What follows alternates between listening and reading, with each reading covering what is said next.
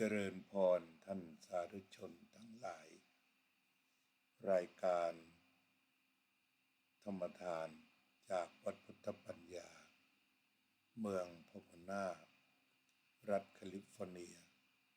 ประเทศสหรัฐอเมริกามาพบกับท่านผู้ฟังท่านผู้ชมอีกวาระหนึ่งรายการธรรมทาน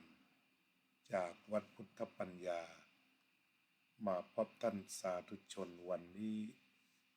เป็นวันที่28เดือนกุมภาพันธ์พุทธศักราช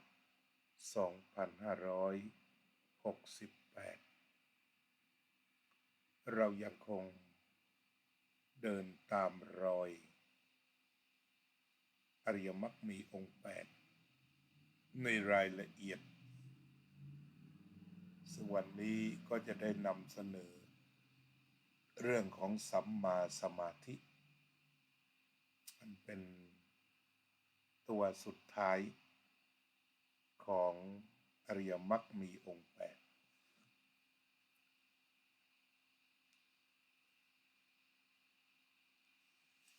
เจริญพรโยมพรทิพย์กัญญาภิพัฒน์โยมกัลยาว่องทิพย์คงคาโยมสมควรกตาธิการโยมรมรวินจารุกุลศิลป์โยมเพ็ญศรีภักดีไทยโยมสุพนิกาฉายาลักษณ์โยมเค้นธนาโยมสุนิตวงศ์สุเทพโยมบัวผันโฮลได้พบกันโยมวิรัตพัชรดุลก็9ท่านถือว่าได้เข้ามาเข้าห้องเรียนแล้วในวันนี้ก็เปิดการเรียนการสอนได้เลยก็ในการอธิบายอริยมรรคมีองค์8ได้นำเอาหนังสือสวดมนต์แปลฉบับสวนโมกข์ที่หลวงพ่อพุทธทาสได้แปลเอาไว้มาเป็นต้นแบบหรือมาเป็นหลักในการบรรยายกัตตโมจะภิกขเวสัมมาสมาธิดูก่อนภิกษุทั้งหลายความตั้งใจมั่นชอบเป็นอย่างไรเล่าอิทะภิกขเวภิกขุดูก่อนภิกษุทั้งหลายภิกษุในธรรมวินัยนี้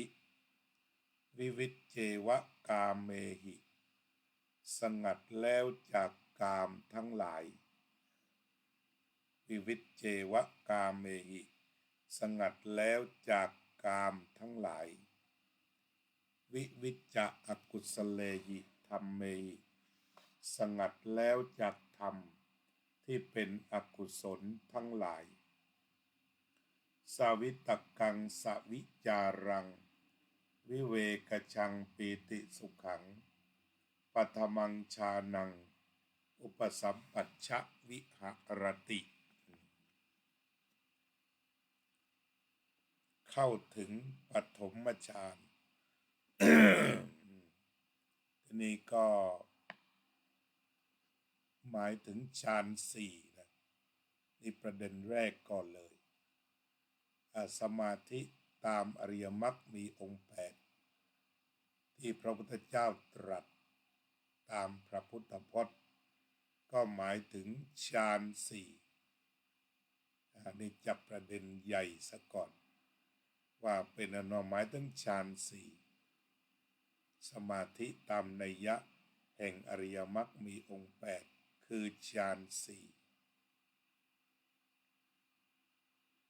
ทีนี้เราก็มาดูฌาน4ว่าอาการในฌาน4เป็นอย่างไร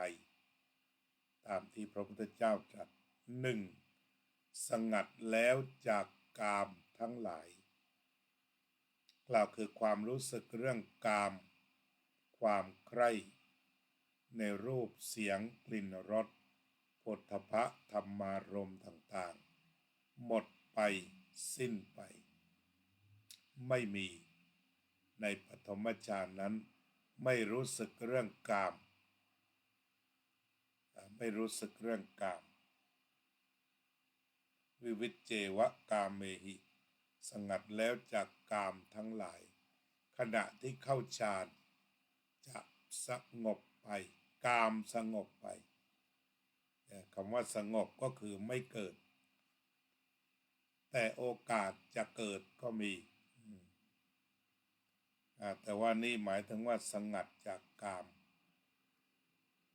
ทีนี้ที่ว่าโอกาสเกิดถ้าพลาดมันก็มีอยู่เช่นในเรื่องนี้ก็ได้เล่าถึง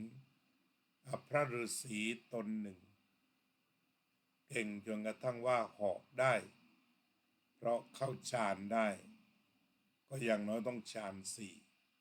แล้วก็ได้เหาะได้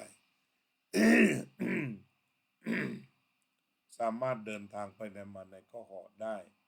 พระเทวทัตนี่ก็เหาะได้ด้วยกำลังฌานทีนี้ฤาษีองค์นี้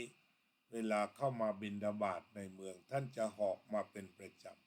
ำเหาะมาแล้วก็ลงปุ๊บโยมก็ใส่บาตรพระราชาก็ใส่บาตรทีนี้พระราชานี่ตักบาตรอยู่เป็นประจำพระราชินีก็ไม่ค่อยได้ลงมาตักบาตรที่ก็ปรากฏว่าพอพระราชา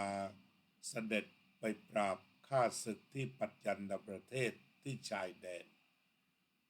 เลยสั่งการให้พระราชินีว่าลงมาตักบาตรให้ด้วยพระองค์ก็ปกติก็ไม่ค่อยจะตื่นบรรทมก็คือหลับตื่นสายแต่ว่าขัดบรมราชโองการไม่ได้ก็มาทำได้บ้างไม่ได้บ้างแต่ว่าด้วยการฝืนใจที่จะตื่นอยู่มาวันหนึ่งยังไงก็ไม่ตื่นคือหลับสบายไปทีนี้สมัยโบราณก็เปิดหน้าต่างรับลมพอดีวันนั้นพระฤาษีก็ไม่เคยทราบว่ามันทิศไหนมันเป็นยังไงท่านก็เลยเหาะผ่านห้องของพระราชินีซึ่งตามเรื่องก็บอกว่าผ้านั้นก็หลุดอาจจะหลับแบบไร้สติก็ได้พระฤาษีเห็น